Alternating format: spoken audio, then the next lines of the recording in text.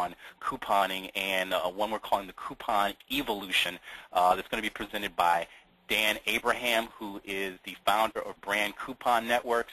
I'm expecting this to be a really insight-packed session, so sit back, relax, and enjoy. Some questions that always come up. Yes, the deck will be available after the presentation. We'll email you a link before the end of the day today. Another bit of housekeeping that you should keep in mind is that right now your phones are on mute. If you would like to ask a question, I think you have a question tab in your control box. Please feel free to type your question in. We will be monitoring that from the panelist and organizer side of the webinar, and we'll get your questions answered as soon as possible. Without further ado, I'm going to change. I'm going to introduce Dan Abraham and turn things over to him. This is Dan Abraham, founder of Brand Coupon Network. And Dan, I am making you the presenter right now. Okay. And now you have to show my presentation.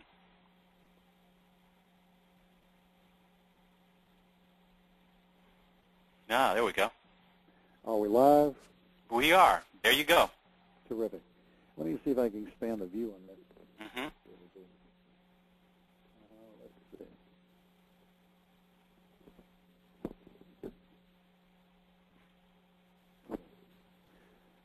Let's see. Let's see. You might want to put it in F5 for, I believe, for presentation view. Okay, sure. And that is not working on this. Let's see. Bear with us 1 second. Slideshow, under slideshow over here, 4 buttons from the right. Right. From the left, 4 buttons from the left on your toolbar. Mm-hmm. From beginning. Yeah, I see from the beginning, but I want to be able to maintain and manually control it. Right. Let's see what this does. There you go. And we're off. Well, thank everybody for their patience. I'll also forewarn you that my daughter is expecting my second grandchild right now, and she's due to deliver at any time. So if you hear the receiver drop and me screaming and running out of the door, you'll understand what's going on. But it's a pleasure to visit with you this afternoon. I've been involved in this industry now for going on 10 years, and some interesting things have developed. So it's a pleasure to share with you some of these things. I also recently attended the PMA in Chicago, as well as the ACP, the Association of Coupon Professionals, in San Antonio, and I'm going to share with you some of the things that we were able to glean from those meetings. And just a brief history for those of you that aren't necessarily in tune with the history of couponing. 1894, Asa Candler, who was a marketer, was dealing with a pharmacist, and he decided to try to do something innovative to help move Coca-Cola, which the pharmacist had invented in his drugstore. And over the next 70 years, couponing grew to where ultimately there were about 20 million redemptions coming in using various mediums to promote coupons. In 1972, George Velasquez took a company and started to print the coupons and basically created FSIs, freestanding inserts. And, of course, virtually every marketer out there knows the impact of freestanding inserts on consumer promotions. In 1995, as the Internet started to roll out, there were several innovators. MyCoupons.com was one of the first. And they provided a link approach to couponing where they would link you with other types of consumer promotions and discount sites online. And then ultimately Coupons Inc. or Coupons.com and Cool Savings jumped out there with incentives. And ultimately we came in as well with Brand Coupon Network. And in 2009, there are over 500 brands on board now on the Internet, as well as hundreds of retailers that appreciate exactly what can be accomplished with coupons online.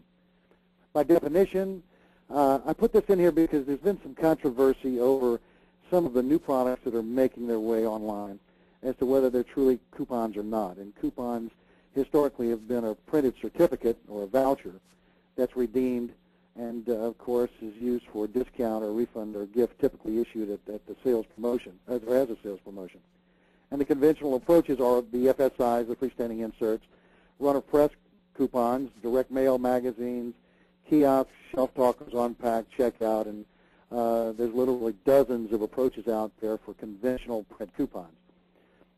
online area, and that's what we're really going to be touching on today more, is print control coupons, the e-coupons and digital mobile coupons, coupon codes rather, JPEGs, and then internet distributed coupons. And over the last several years, I've been directly involved with the ACP in working with their Internet Task Force and their Internet Guidelines to come up with some differentiation between what really is a very usable, very accountable, trackable coupon that can be distributed online, and to show the differences in those as opposed to some other types of approaches. Let's look first at FSIs and conventional approaches. Of course, the Internet has wreaked havoc with respect to newspapers. Every day you open up the newspaper or go to your TV or online and see whether newspapers are in decline or are folded or declaring Chapter 11. So the Internet, because of the fact that the information is free, has greatly impacted newspapers, and it'll continue to do so. So I think that marketers that are looking to the different types of mediums have to really take a look strongly now at online approaches because of what's happening with newspapers. And of course, some of the major revenue streams in newspapers were real estate, auto, jobs and employment, services, merchandise, and you can see the counterparts online that have been able to go ahead and really grab a market share online for those particular categories. Historically, distribution has ranged from 85 to 90, about 90% of all coupons that are printed yearly. That's an incredibly strong amount of coupons to be distributed.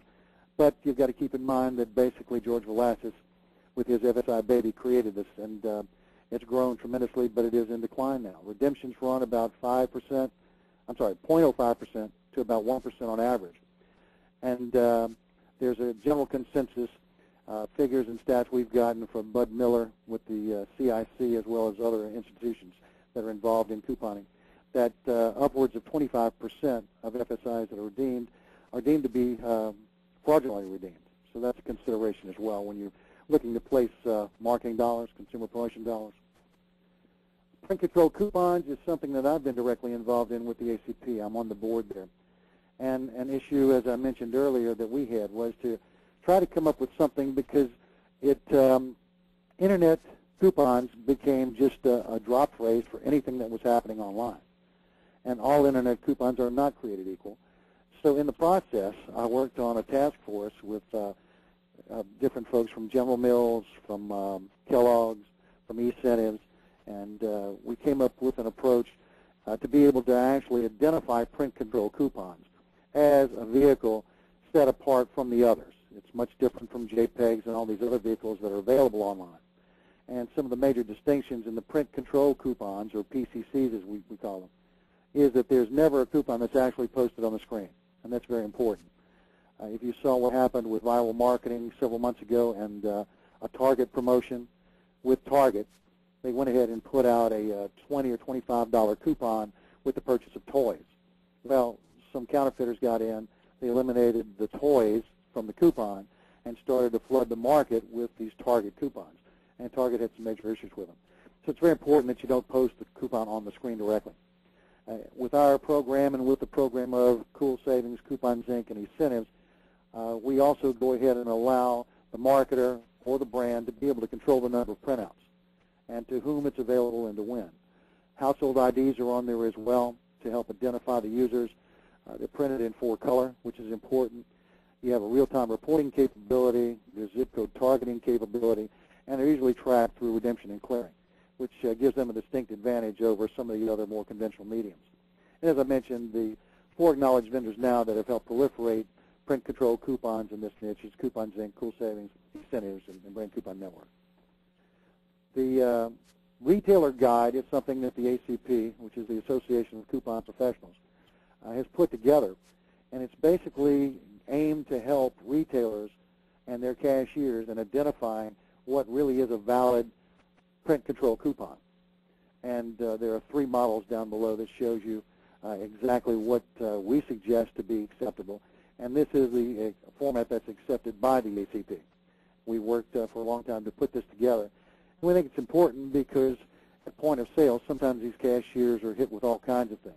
and it's important for them to know exactly what is acceptable and what is authentic and what isn't.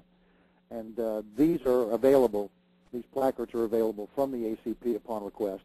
I think to date we've sent out somewhere in the order of 8,000 or 9,000 to retailers that have requested them to post them in their break rooms and even post them at their point of sale. So it's something that the ACP is doing to get out there and to thwart counterfeiting and proliferate online couponing, because it is such an advantageous thing for marketers. Internet coupons, coupon codes, you know, it's been an issue for us now, particularly for about the last 6 or 7 years, in hearing that all basically internet coupons refer to every coupon, all types of couponing, and that's not the case at all. We've heard that the coupons on eBay are internet coupons. Well, technically they're distributed on the internet.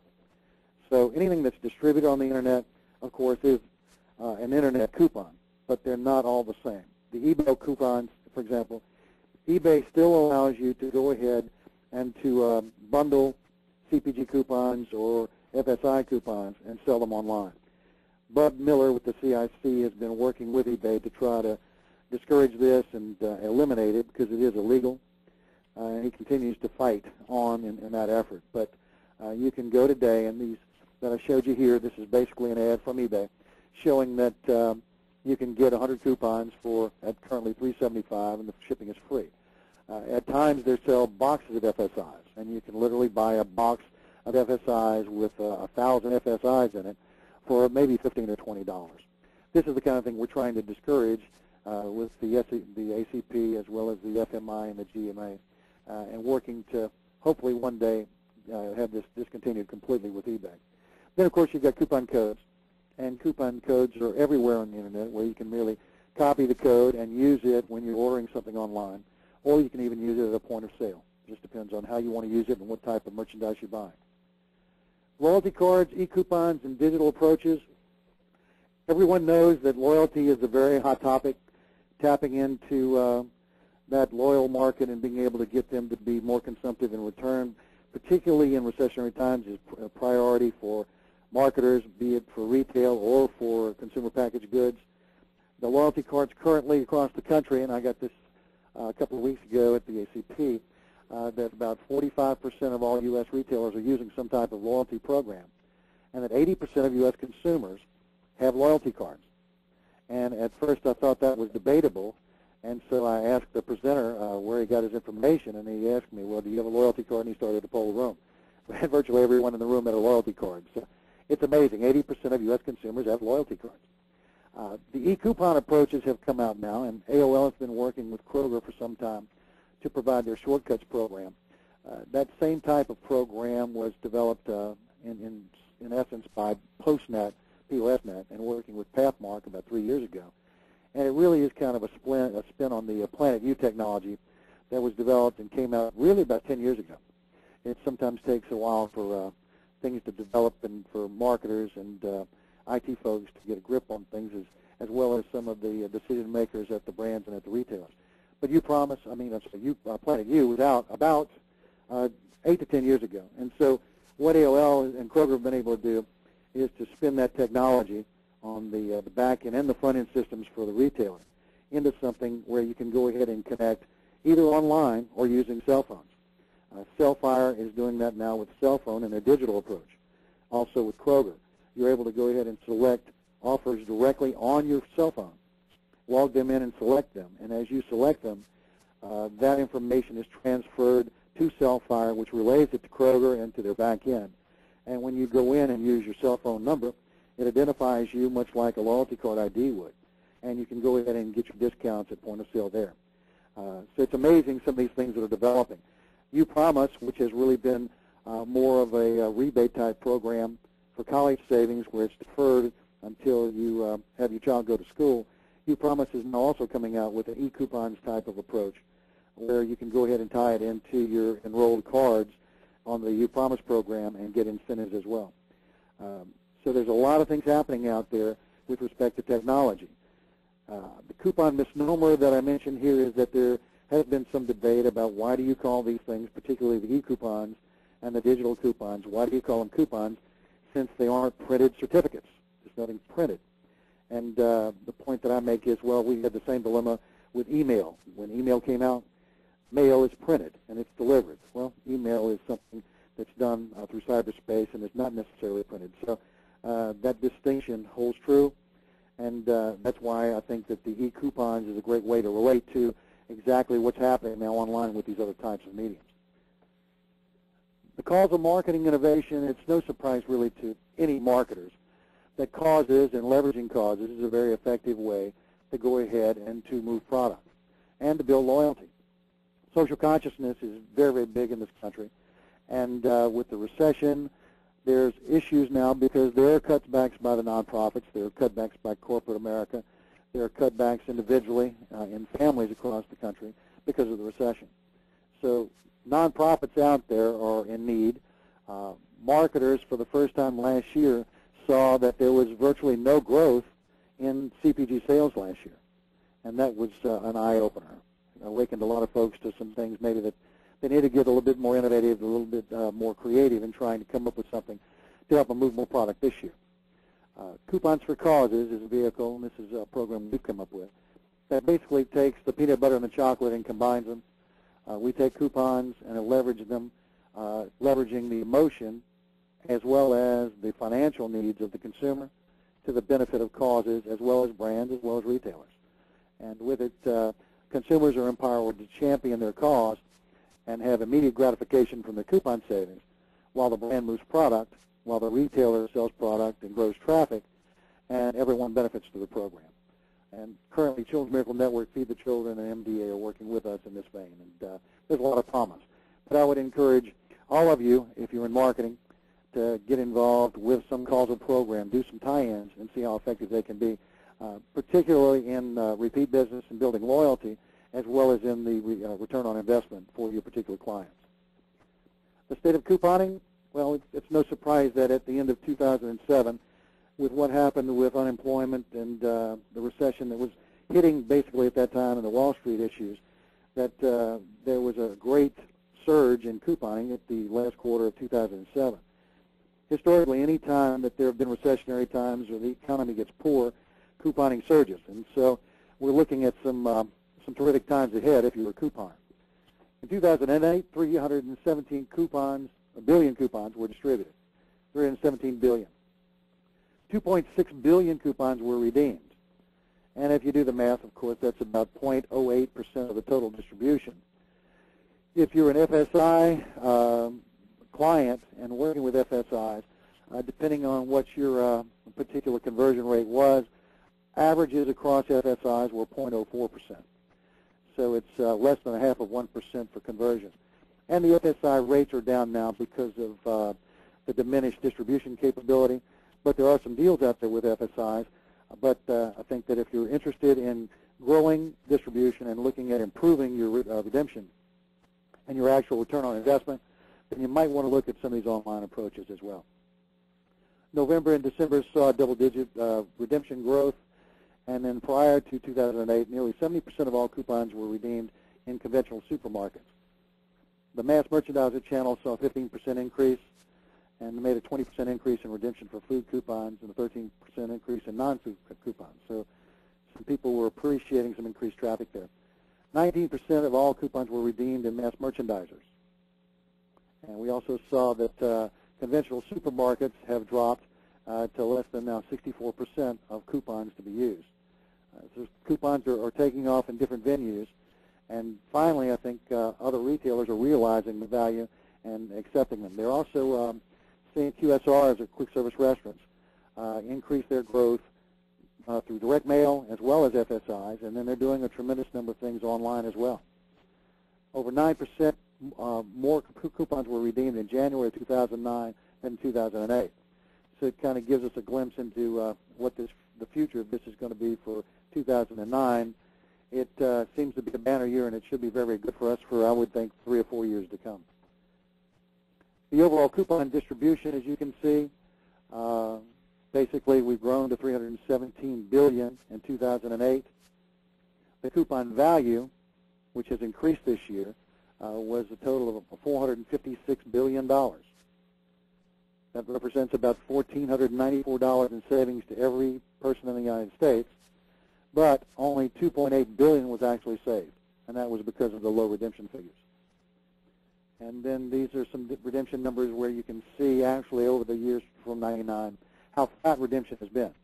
It's been basically 2.6 over the last 3 years, and there are a variety of reasons for that.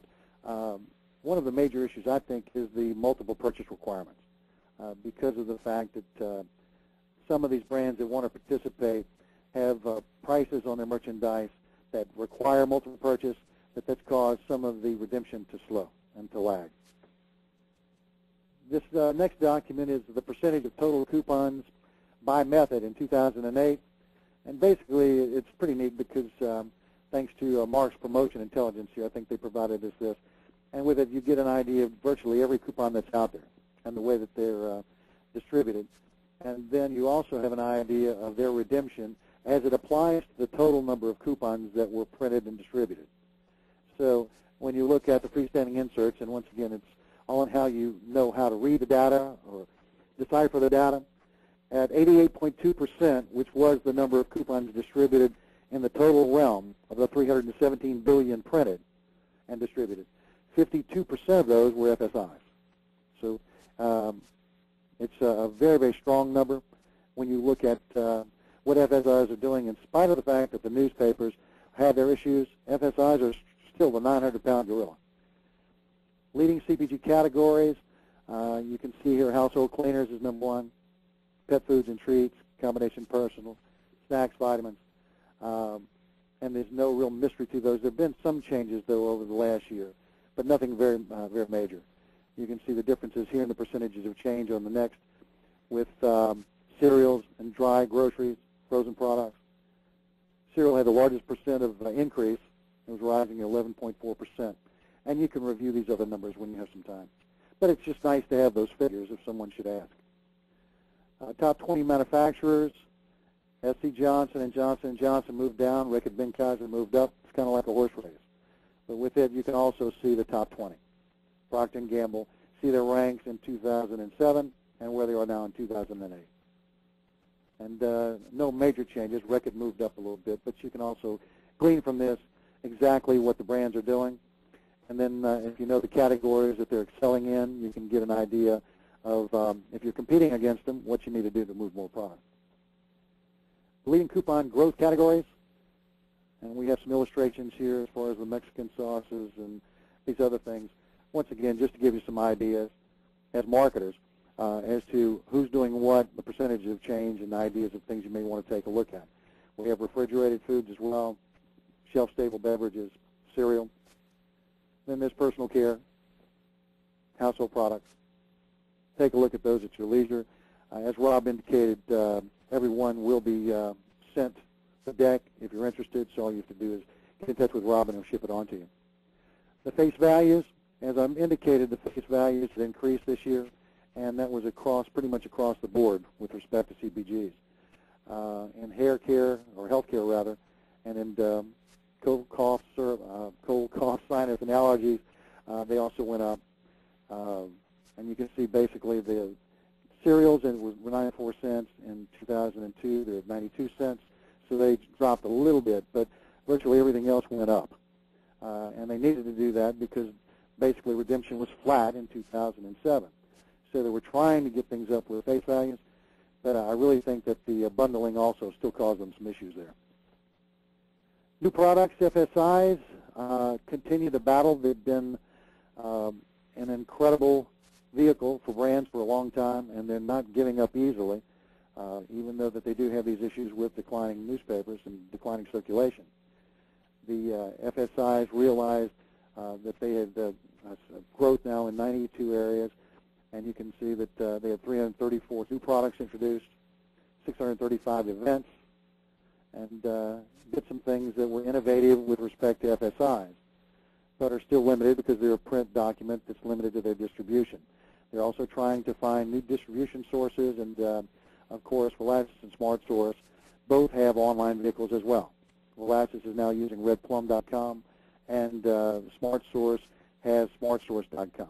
So they're trying to grow their online vehicles, appreciating where I think that everything is moving because of viewership, because of audience. With the audience growing online and the decline of newspapers. It's just something they need to do, really, to cover themselves.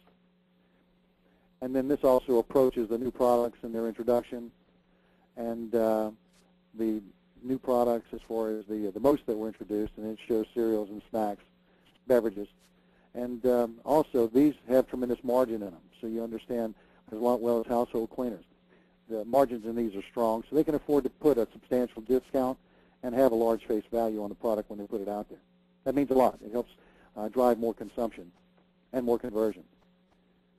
And in conclusion, we know that coupons have come a long way since Asa Candler and his bookstore promotion. And I think that this year is going to be a banner year, particularly for online coupons and the online couponing approaches that are coming out. Once again, it's all fueled by the economy, and pocketbook pragmatism, in our view, really rules. You know, you're going to have to do whatever your dollars dictate as far as a consumer. And with respect to consumer promotions, coupons are just something that's tried and true and tested, and we know it works. So to continue to do it through FSIs or to flop to some of the online approaches just makes a lot of sense. I've also seen that direct mail has picked up tremendously. And you'll see, I think, a lot more shelf talkers on packs. You have a lot more people trying, a lot more groups trying to do kiosks and various things. But I really believe that mobile, digital, and e-couponing is going to grow. Whether they're going to provide the serious sizzle this year and the scale that these brands are looking for in retailers is yet to be determined, but it certainly is very interesting to see what they're going to do. Print control coupons have been extremely well received. Coupons Inc. has done a tremendous job in promoting the product and getting it out there. Smart Source is doing some things as well. E-Incentives is doing some great work with Reckitt and some other major brands. So we're all growing together to help proliferate this. And at the current time, it would seem that print control coupons have the edge on everything else as far as the volume of coupons that are being actually printed by consumers and redeemed. So that's going to continue to grow, and the perfect storm, as we have tagged this, is picking up momentum. The economy is not turning around. Things aren't going to happen in the next year or so that are going to be so miraculous that everything is wonderful again. Coupons are going to be gaining more and more value and be more of a priority for families. So it should be a great year in 2009, 2010, 2011 if you're in the couponing business. And then from my point of view, I think that marketers for some time have been looking for something to engage consumers financially, and of course coupons do that. I think that we've also been looking and seeing that causal marketing engaging consumers emotionally is also very strong. And that if you can find a vehicle that can combine those two in something that's timely and compelling and makes sense, then it can truly work. And I think that's what our program does with Coupons for Causes. But I think that other programs out there as well that are also cause-marketed or cause tie-ins would be great fits for you in your marketing approaches now. If you can find something to tie them into and spin them to where it's a win-win for the consumer and for the brand as well. Because those nonprofits are definitely out there looking for dollars, and their supporters are looking for a way to champion great causes.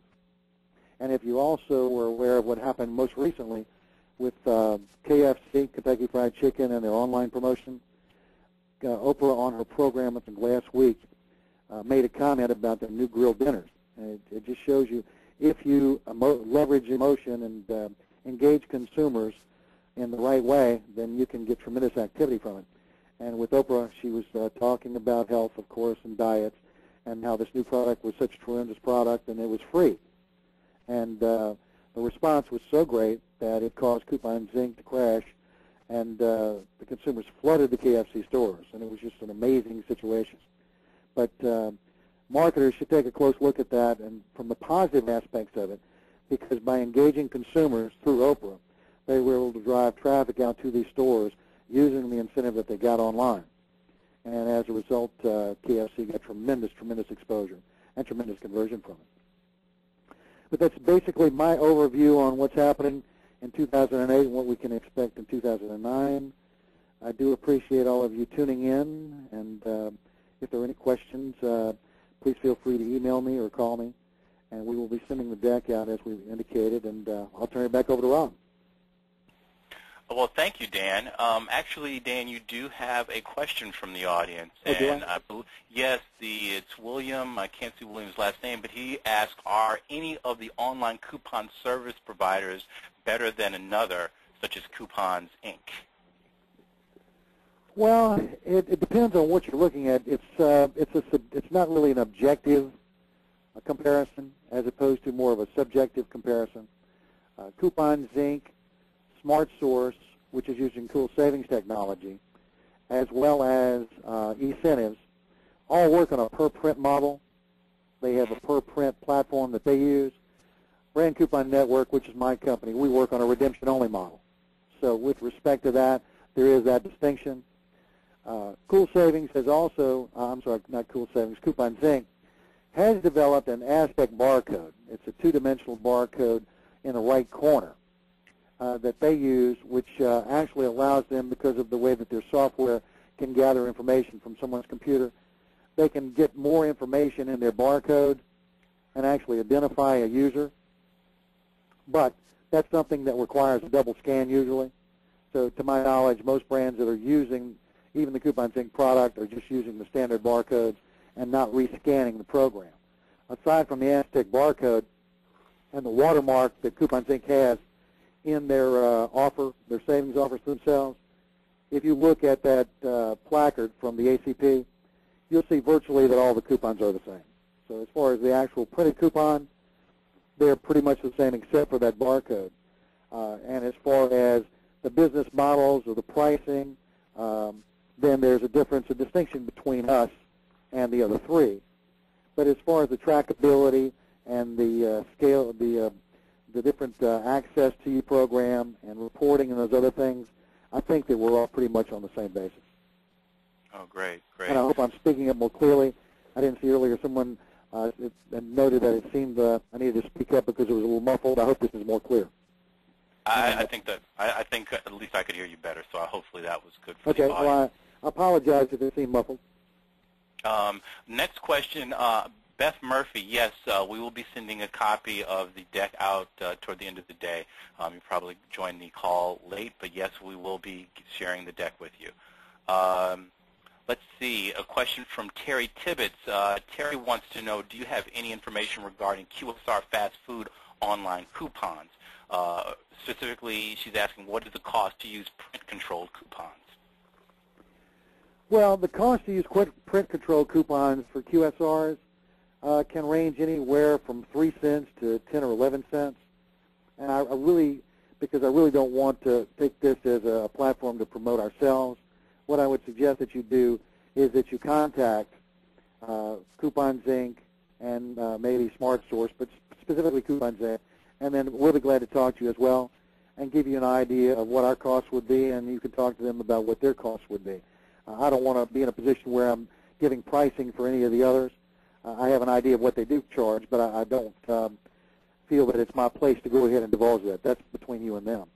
But the pricing, keep in mind this, that there were some issues, and I really didn't get into the JPEG situation, and maybe I should have a little bit more than I did anyway. There are many, many programmers out there that certainly have the skill to put a JPEG coupon online for you or for your client. The issue there is it's extremely dangerous. Target experienced tremendous problems with it. If you saw what viral marketing, the issue they had with Facebook, where they put out a coupon, I had major issues with it. There have been several food brokers and other brands that have done the same thing. Several major retailers that I've worked with have used JPEGs, and I've suggested that they not, and they've had issues with them. The problem with the JPEG is that when you post an image, you're almost daring a consumer to go ahead and use Photoshop and change it up and see if it'll pass as a valid coupon. With our programs and with the programs of the other print-controlled coupon vendors, we don't post the coupon online, so you don't know exactly what the coupon looks like. You have no idea what the barcode is or what the barcode numbers are, the identifiers there. So there's some distinct advantages. And with JPEGs, you can play all kinds of games, and if it's a CPG, of course, you would never, ever want to use a JPEG. If I were a retailer, I would never, ever want to use a JPEG. As far as QSRs, there are other distinct advantages as to why you really wouldn't want to use a JPEG either, and one of the major issues is at the point of sale. You know, you go ahead and post a JPEG, and somebody prints it and plays with it and brings it in, and then has a fit because your teller won't accept it. You can have issues at point of sale that you really don't need. You know, the idea is that the coupon is supposed to be something that's going to be a positive thing to entice consumers to continue to do business with you beyond that sale. And you can't do that if you're going to have some interruption or have problems. But realistically, a print model can be established and can be set up for less than 5 cents per printout for someone that in a QSR mode that wants to have a more secure approach offered through me or through one of the other 3 niches that we have. Great. And just so everyone who's listening knows, the reason I'm asking the questions is I can tell that lots of you are listening through your computer speakers, and I have no way to unmute you guys from your computer speakers. So I'm just going to go on with some additional questions. Bonnie Roche is asking, Dan, if you have heard of RevTrax and their ability to drive online coupons print to in-store sales. If so, what are your thoughts on this new technology?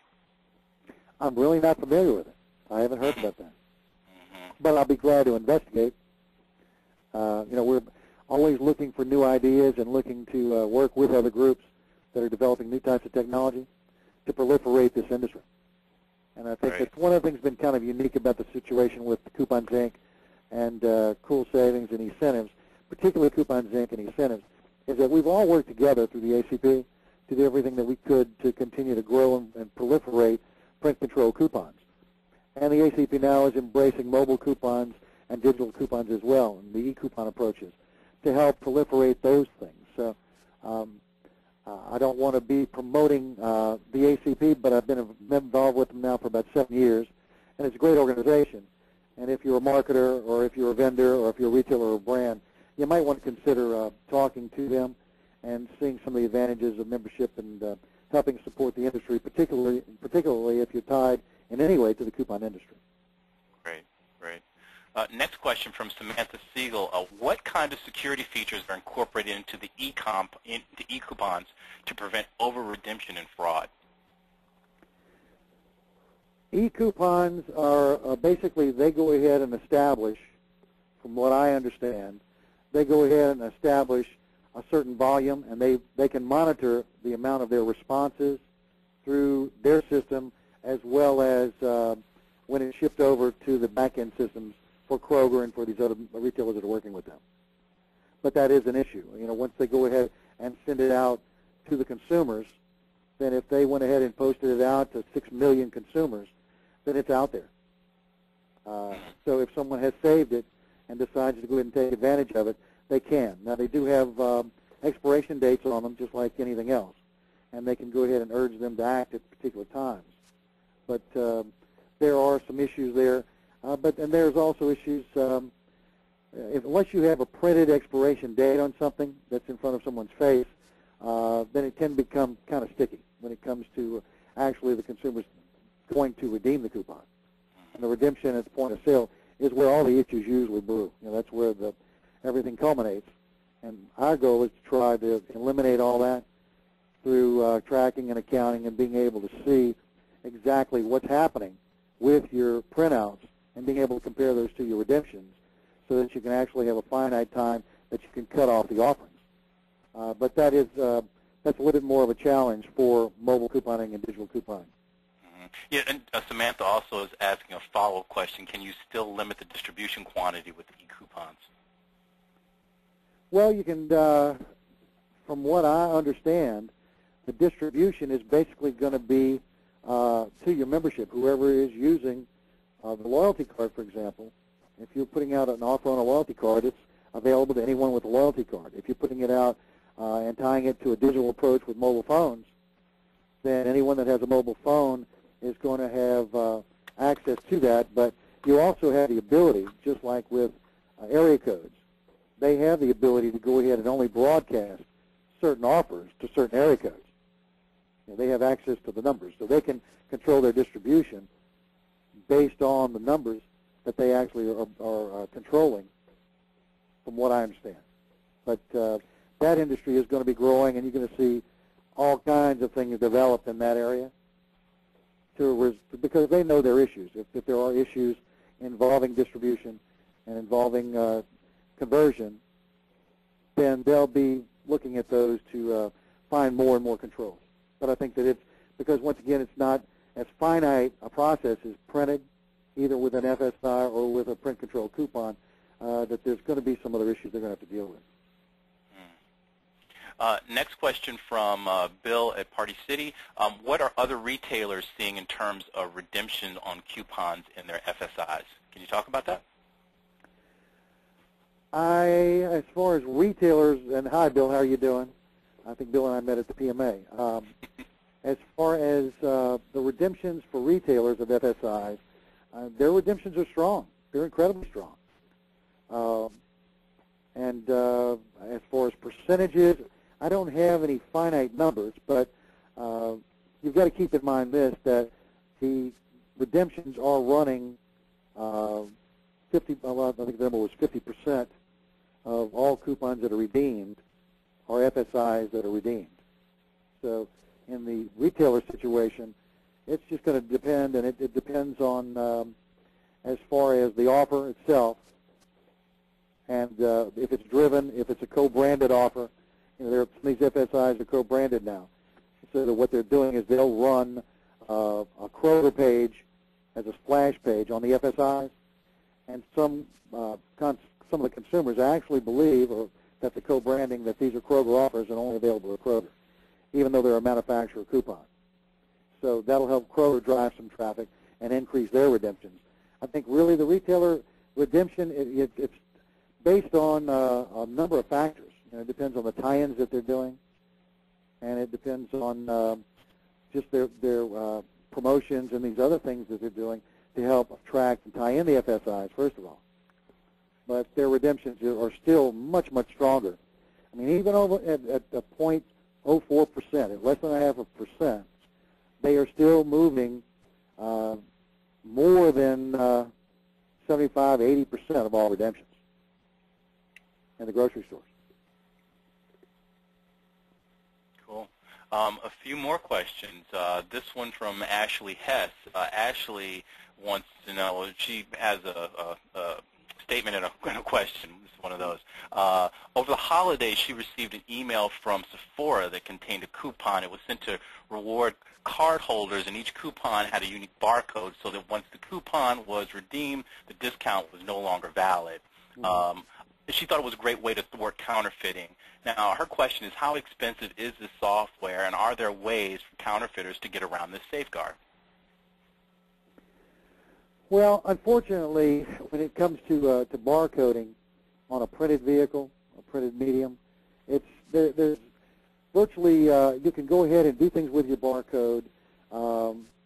You can encode and do a variety of different things, but if it can be printed, and as a printer niche, I hate to say this, but bottom line, if it can be printed, it can be counterfeited.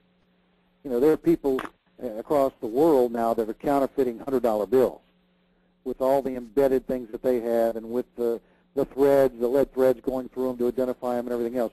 There are still counterfeiters out there doing that. So if there's counterfeiters that are capable of doing that, then there certainly are counterfeiters capable of duplicating any type of print control coupon, whether it has a watermark, whether it has an Aztec barcode, whether it has an extended 128 barcode.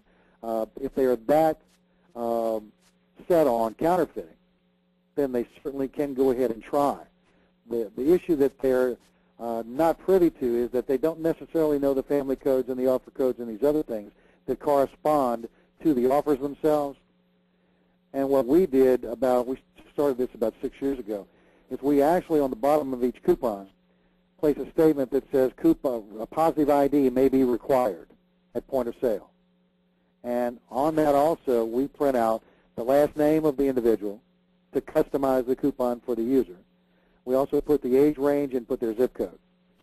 So if someone really wants additional security, then what they have there is something, because the counterfeiter never knows when the coupon is going to be red flagged, and if they made a mistake in the barcode, then they could be asked for positive identification, and they're going to have to present their name and all, and information, identifying information, and may be held accountable, might be arrested for using a counterfeit coupon. And I think as a result of doing this and providing this type of additional information as a secure feature, it does help take the majority of counterfeiters and helps quell their activity to move them into an area where they can do more damage maybe maybe for more benefit, and it's crazy to say that, but you try to get them to look at something that will be more advantageous. As a couponer, do you want to go, or as a counterfeiter, do you want to go and try to counterfeit a General Mills offer and change it from $1 to $4 with the risk of being caught at the cashier's checkout and then possibly go to jail as a result of trying to glean $4 out of General Mills? Or would you rather go ahead and try to counterfeit something else that's more valuable? What's really happened as far as counterfeiting, the counterfeiting, particularly online because of the accountability and the trackability, the household IDs and these other identifiers. Really the fraud that has been most prevalent with respect to print control coupons as well as FSIs would fall into the FSI area. FSIs, of course, you don't have any control over at all, really. Once they're printed and out there for distribution, there's any number of ways that retailers that want to misredeem coupons, they can get a hold of them. And you can buy them on eBay. You can buy them from criminal distribution managers all over the country. You can steal them from newspaper racks. There's all kinds of ways you can go about getting the FSIs. Taking it a step further, the print control area, we have the identifiers, and we have the things that can allow you at the point of sale and then through redemption to identify if somebody is actually counterfeiting or if somebody is misredeeming. If you're getting black and white coupons that are obviously Xeroxes of one offer, and you have 35 or 40 of that same offer with the same household ID, it didn't come from a household. Odds are it came from that grocer, from the retailer, and there's some misredemption going on. So with PCCs, you have enhanced security. With e-coupons, because there is a different approach there altogether without the print, I think they add some additional security in areas. Procter & Gamble has never done anything online to date because they cited security issues. And I think they'll agree even now that we're much more secure than we've ever been online. But they are doing their e-coupon approach, tying it in with Kroger now, which is a major step towards e-couponing. So there are a variety of different mediums. All of them have their pluses, and then all have their minuses as well. You just got to look at basically the value proposition and the risk proposition and see what works best for your brand. Let's see. I know we've got a few more minutes here, but we do have a few more questions I'm trying to get in for you. Marty Peterson, Eric Mower. Hey, Marty. Do coupons have shorter redemption times today than maybe in the past? Yes, they do. Yeah, it's a great question. Thanks. The expiration dates are much shorter. They're trying to. It would seem that a lot of the CPGs are trying to get more consumers in to take advantage of their offers. It helps them in their budget. It helps them in their distribution, and so that's I think in the last several years it's shrunk pretty dramatically. Some of the coupons 3 or 4 years ago were good for 6 or 8 months. The majority of coupons that you see now, you're fortunate if you find one that has an expiration date that's 90 days, because it's usually 90 days or less now. So it has shrunk, and what they're trying to do is they're trying to engage consumers to get to the stores and use those savings as soon as they possibly can so that they can move forward and hopefully have recurring business, repeat business. Great answer. Thank you. Next question from Kristen Teckel. I hope I did not mangle your last name, Kristen. She asked, is electronic couponing being used for age-restricted products, for example, alcohol? And how do you control who accesses the coupons? To my knowledge, it's not. To my knowledge, it's not being used for alcohol. We were approached, and we put out a program several years ago online, which was a print control vehicle for a brewery up in Chicago.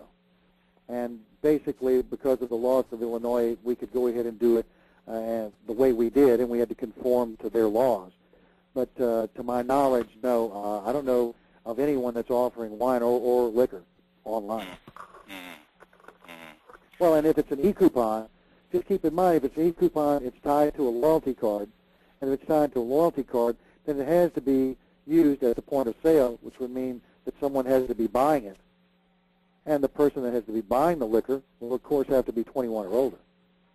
Right. I wouldn't see that there would be that much of an issue with an e-coupon at all because of that factor. It has to be shown. And the same thing with a print coupon. If I go in with an FSI or with a coupon from Coupon Inc. or from ourselves. You have to present the coupon, and they have to ask you for ID. And Walmart, it's funny, Walmart has a policy now that if you appear to be under 40, they ask you for your ID. And so I got carded the other day when I went to buy a bottle of whiskey. And I'm 56 years old, and I don't look 40 years old, okay? But they're still carding you. So everybody's got a checks and balances, and I think that ultimately with respect to any type of alcoholic beverage, the ultimate balance there is when they go ahead and check you at the point of sale. Okay, Dan. Well, another question from Patty Multer, also of Party City. Do customers react better to a dollar savings or percentage savings on a coupon? Customers love dollars. I mean, it's just a matter of numbers, really. They, if you look at yourself, when you have change in your pocket, do you normally pull out a dollar or do you grab for that change? I think that because the value of a penny has gotten to be so small, that change is becoming, for a lot of folks, irrelevant, and that the dollar is always stronger. And if you can get a value that is over a dollar, then it just drives more consumption. And it spurs and engages the consumer better, that's all. And if you're in a position, and I know Party City does a lot of their own products, manufactures a lot of their own goods, if you're in a position where you have strong margins, then you can go ahead and use a dollar or $1.50 incentive to move product and engage consumers, and it still is something that can positively impact your ROI. It all really becomes a margin issue in my view, and I thought that for a long time in dealing with Bruce Foods and some other folks down here in Louisiana that are basically canners, Zatarans, Tabasco. A bottle of Tabasco costs 69 cents, 79 cents. Well, how can you put a dollar offer on it? Well, you can't unless you bundle it, and even if you bundle 3 of them, then you're talking about a $3 purchase to give $1.50 off. If the margins aren't strong enough to carry a large offer, then it's difficult. But the larger the face value, the stronger the sizzle, and of course, the stronger the conversion is going to be. Mm-hmm. And I guess Patty's also asking a follow-up here, and that is, are retailers seeing a higher redemption on specific product/category coupons on percentage or dollar off coupons? I'm sorry, I didn't catch the percentage of dollars. I didn't catch the question. No, I'm sorry. I'll repeat that. What she wrote was, are retailers seeing a higher redemption on specific product/category coupons or percentage or dollar off coupons? I don't know. I can find out for you, though. I mean, honestly, I'm not really sure. But I can check with Matthew Tilley and several of my friends that are in the industry that are doing these research projects with the retailers and the brands. Okay. And if you want to email me, I'll be glad to get an answer and get back to you. Great. All right, moving on to the next question because we've only got a few more minutes here. Do you find, and this is from Debbie Shelby, do you find that using holographic security images reduce fraud significantly? Personally, what I have found is that when people just, the intent is good, but I think that the issue is cashiers. When it gets to a cashier, do they really see the difference? And if they do see the difference, do they understand what that difference is? I've taken several coupons that have holograms on them from other vendors and made copies. And if you make a copy that's a color copy, it copies exactly the same. And so if you can present it, and if that cashier that is not necessarily schooled, particularly in the area of print control coupons or in FSIs, if it looks like a reasonable coupon and something she's familiar with, she's going to accept it anyway. And so I haven't found that holograms particularly are that effective in the marketplace because of the fact that the cashiers have issues in dealing with internet coupons anyway. That's why the ACP has actually put out this chart to show them what the differences are and what is an acceptable model of a coupon, a print control coupon, so they have a better understanding. I think that the hologram is a great idea, but whether practically it is really thwarting a whole lot of misredemption, which is really the major issue. If it's thwarting a whole lot of misredemption, I don't think so.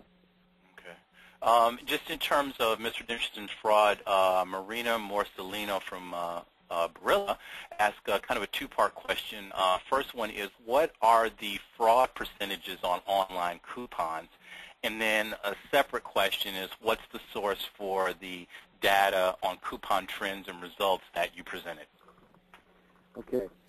Fraud percentages and then the data sources. Yeah, the data sources I've included on the back.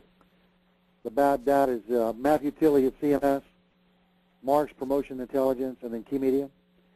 As far as the counterfeit for online, actually it's very difficult because there haven't, to my knowledge, been any studies specifically addressing that. But I know that it is considerably less than, and this was something that was very difficult to get some of the more renowned authorities in this industry to actually accept and actually start to profess. But it's thought to be considerably less because of the fact that there are these different identifiers.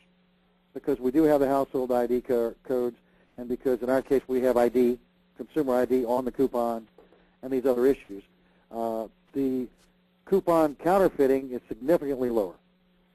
But as far as the misredemption can basically be completely identified through the household IDs and through the redemption, where you have coupons that are being copied and are being run through to be redeemed.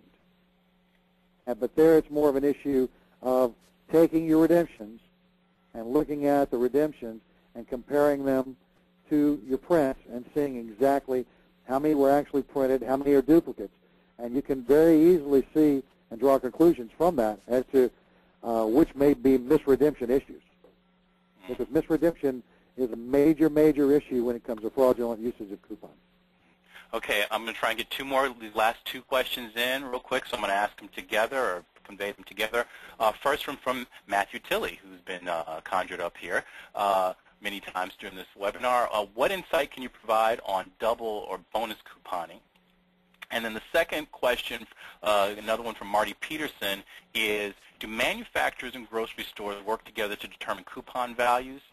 Some grocery stores double a $1 coupon, so why wouldn't a manufacturer issue a 99-cent coupon to increase redemption? Doubling a 99-cent coupons would be a $1.98 savings. So you've got these two questions, one about, manufacturers and retailers working together, and then and then also a question on double coupon. Doubling. Well, first of all, I don't think that in many cases do manufacturers and retailers really work that closely together. They each have agendas, and in most cases where they are working together, it involves trade of some sort, a trade account. And when it comes to trade, CPGs are very clandestine about their trade because they hate to give up money, and retailers do everything they can to get as many trade dollars as they can. And of course, Walmart's the champion at that. But with respect to that, I think that's their issue. And with respect to trying to come to some solutions about doubling or about coupon handling or anything else, it's a very, very sticky subject. There's Taft-Hartley issues, as Matthew knows. There's all kinds of issues involved when it comes to retailers and brands getting together to come to some understanding on anything, particularly in consumer promotions or in the way they handle consumer promotions. As far as doubling, I think that what you'll find, because of where everything is moving and with these questions from the previous questionnaires about what's happening with respect to face values, because of the face values are primary. The up to 50-cent coupons that were doubled, they may still continue to do that, but I think that you're finding with the face values increasing that more and more brands, where it's possible and where the margins are strong, that they're going to go ahead and keep moving the face values up. And I think you'll find that retailers are going to slowly but surely discontinue more and more of the coupon doubling because they really don't have to, because they're going to be providing a stronger value to the consumers, and they won't have to be doubling a 35-cent coupon or a 25-cent coupon. It's all a matter of value. And the more intrinsic value they can get directly from a stronger coupon, then the less they have to deal with doubling. And I think that they would all like to be able to eliminate doubling if they could, and with the face values creeping up, that may be very well where everything works for them to be.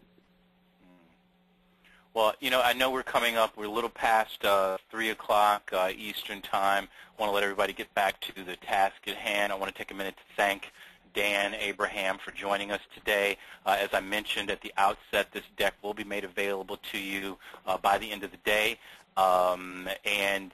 Please feel free to join us on our next webinar next Tuesday when we look at sweepstakes games and contests with Lisa Manhart from Ventura Associates, same time, 2 p.m. Eastern on Tuesday the 19th on this PMA channel. So anyway, thank you all, and thank you, Dan. My pleasure. Great visiting with everybody.